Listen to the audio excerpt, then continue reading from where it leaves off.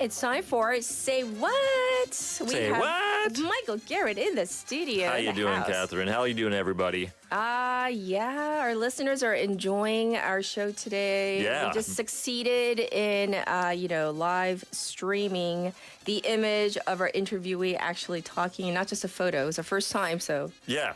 Very professional. staff. It looks absolutely. Yes. Applause for everybody out Yes. there. It was wonderful, Exactly. and it's great to be here, Catherine. It is a lovely day. I like that is. song as well. Yes. And you know who's been busy this week? Who? It's been Tom Hanks. Oh, no.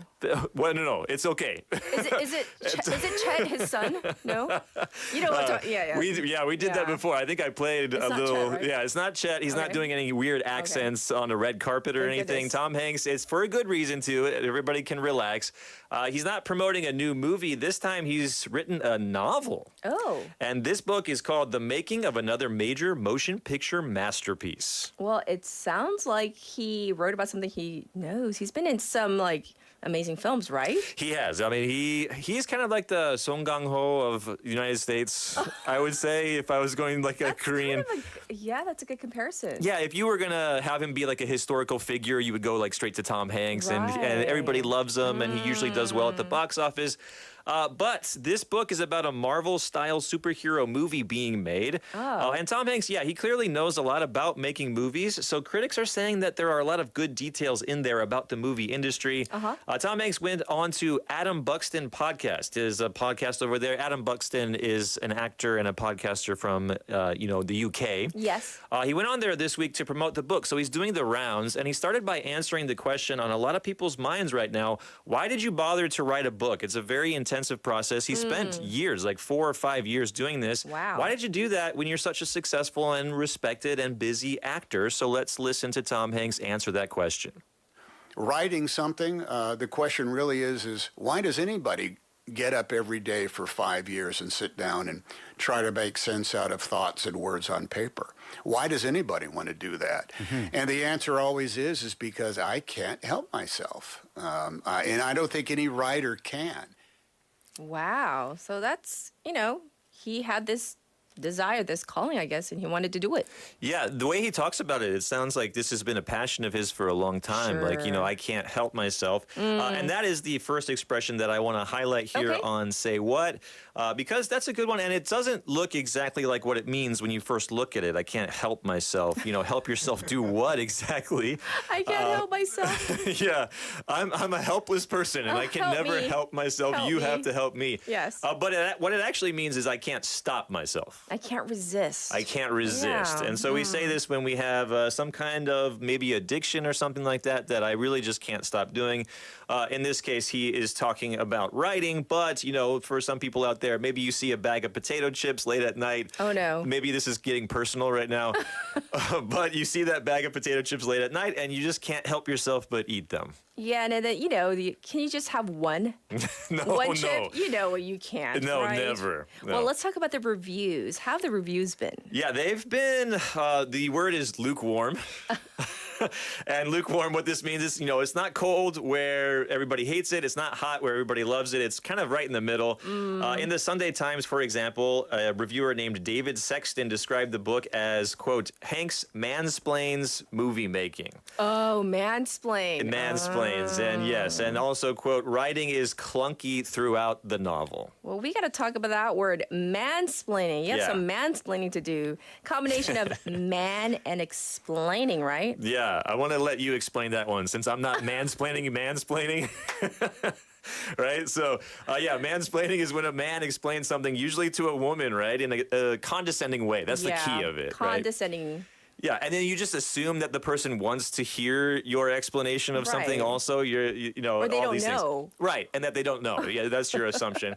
So how much do you hate mansplaining? Is that like one of your peeves? Luckily, people around me try not to mansplain things to me because they kind of know better. They know me, They can see your face and they go, and uh-oh. by my expressions, they'll probably stop, right there. Like, Right. that's enough. Okay. Yeah, I know, but it's a thing, and it's like I don't think you should be doing it like it's in either direction. No, I can see that too. Right. Is where you pick up the novel and you go, oh, novel by Tom Hanks, and it's just like all these things about this is how it is behind the scenes on a movie set, and you're like, okay, dude, I understand I get this. it, yeah. I get it. So let's get back to some of the clips.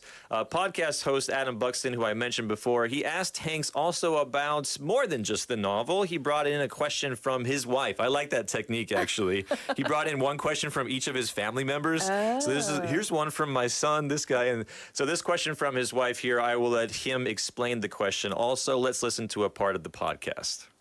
My wife is a lawyer. Oh. And she is interested to know whether you have placed legal restrictions on who gets to use AI in order to recreate a Tom Hanks performance when you are no longer acting. Your wife is a smart lawyer, because she has put her finger on what is a bona fide possibility right now.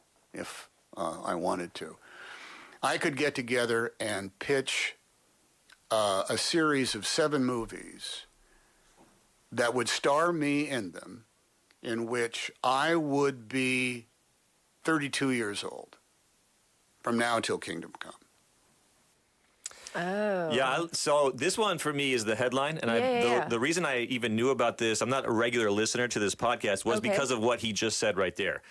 So starting with some of the idioms, it's a little bit of a 2-for-1 here, because Hanks said Buxton's wife put her finger on what is a bona fide possibility, Yes. talking about AI-generated performances of actors who have passed away. Right. And also actors who are older now and getting that AI-generated younger performance from that same actor. So to break this down, put your finger on something. This is when you understand something so completely that you are able to say exactly what it is very Yes. accurately. You really get it, right? Yeah. And, I usually hear that expression used in the negative when you can't really remember something clearly. Yeah. Like, oh, I know I've heard that song somewhere, but I can't quite put my finger on it, right? That's the way it's Yeah. usually used. That's right. He used it in a positive way, but normally I can't put my finger on it. I can't remember it is what we would say.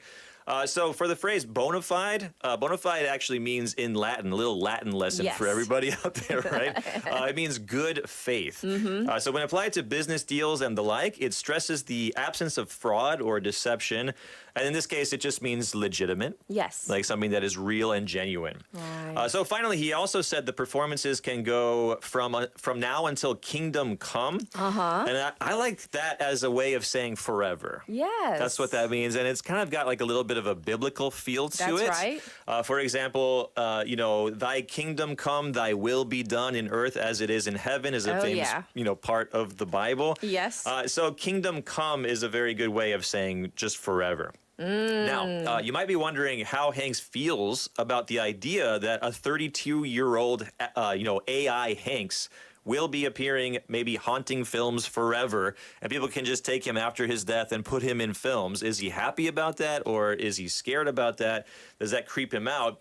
So he had a kind of a surprisingly cynical take on it that I wanted to share with you. Let's listen to the next clip. Okay. Without a doubt, people will be able to tell. But the question is, will they care? Yeah, they will. I think because that's why- I think you might have more faith in the human condition than others. There are some people that won't care. Really?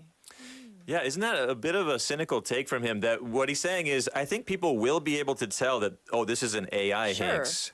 Because of course, right?